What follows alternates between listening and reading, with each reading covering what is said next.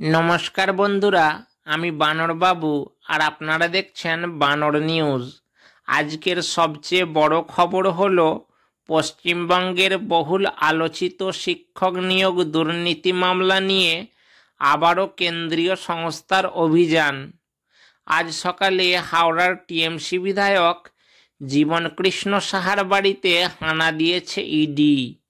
অভিযোগ, বড়সড় দুর্নীতির জাল ভেঙে বের করার চেষ্টা করছে তদন্তকারীরা। আসুন শুরু করা যাক আজকের বিশেষ প্রতিবেদন। সকাল সকালেই শোরগোল, বিপুল সংখ্যক কেন্দ্রীয় বাহিনী নিয়ে হাজির হয় ইডির দল। লক্ষ্য হাওড়ার টিএমসি বিধায়ক জীবনকৃষ্ণ সাহা। স্থানীয় মানুষ দেখেন বাড়ির চারপাশ ঘিরে ফেলেছে আধিকারিকেরা। চলছে ডকুমেন্ট জব্দ, ল্যাপটপ ও মোবাইল বাজেয়াপ্ত। অভিযোগ, তিনি নিয়োগ কেলেঙ্কারির সঙ্গে সরাসরি জড়িত। এই নিয়োগ দুর্নীতির কাহিনী নতুন নয়। স্কুল সার্ভিস কমিশন বা এসএসসি এর মাধ্যমে শিক্ষক নিয়োগে বড় মাপের ঘুষ ও অবৈধ নিয়োগের অভিযোগ উঠে আসে। কয়েক হাজার চাকরি প্রশ্নের মুখে পড়ে। সিবিআই ও ইডি ইতিমধ্যেই একাধিক প্রাক্তন মন্ত্রী ও টিএমসি নেতার বিরুদ্ধে চার্জশিট জমা দিয়েছে। পার্থ চট্টোপাধ্যায় থেকে শুরু করে অর্পিতা মুখার্জি, তাদের বাড়ি থেকে কোটি কোটি টাকা উদ্ধার হয়েছিল। সেই তদন্তের ধারাবাহিকতায় আজ জীবনকৃষ্ণ সাহার বাড়িতে অভিযান। ইডির অভিযোগ, অভিযান টের পেয়ে পালানোর চেষ্টা করেছিলেন বিধায়ক সাহা।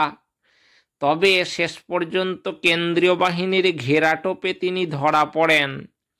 এই ঘটনার পর রাজ্য রাজনীতিতে শুরু হয়েছে তীব্র চাপানুতোর। বিজেপি বলছে টিএমসির দুর্নীতি মহাফাঁস। আজ আরও এক ধাপ এগোলো। অন্যদিকে টিএমসির পাল্টা বক্তব্য, রাজনৈতিক প্রতিহিংসা চরিতার্থ করতে ইডিকে ব্যবহার করছে কেন্দ্র। ঘটনায় সাধারণ মানুষের প্রতিক্রিয়াও তীব্র। চাকরি প্রত্যাশী আন্দোলনকারীরা বলছেন, আমাদের ভবিষ্যৎ কেড়ে নিয়ে কোটি কোটি টাকা খেলো তারা, আজ তাদের বিচার চাই। রাস্তার মোড়ে দাঁড়ানো এক স্থানীয় নাগরিকের বক্তব্য, ইডি যদি সত্যি কাজ করে তাহলে দোষীদের সাজা হওয়া উচিত, যে দলেরই হোক না কেন। আইনি দিক থেকে ওই মামলা জটিল আকার নিচ্ছে। একদিকে সিবিআই, অন্যদিকে ইডি, দুই সংস্থা আলাদা আলাদা চার্জশিট দিচ্ছে। আদালতও একাধিকবার মন্তব্য করেছে, রাজ্যে স্বচ্ছ নিয়োগ প্রক্রিয়া নিশ্চিত না হলে ভবিষ্যৎ অন্ধকার। আগামী সপ্তাহে কলকাতা হাইকোর্টে মামলার শুনানি নির্ধারিত রয়েছে। সেখানে এই নতুন অভিযানের রিপোর্ট জমা দেওয়া হবে। শিক্ষক নিয়োগ দুর্নীতি মামলা নিয়ে রাজ্য রাজনীতির ভরকেন্দ্র আবারও নড়ে উঠল। অভিযানের ঢেউয়ে এবার কাদের নাম আসবে সামনে? শিক্ষক নিয়োগ কেলেঙ্কারি আজ বাংলার সবচেয়ে বড় রাজনৈতিক ইস্যু।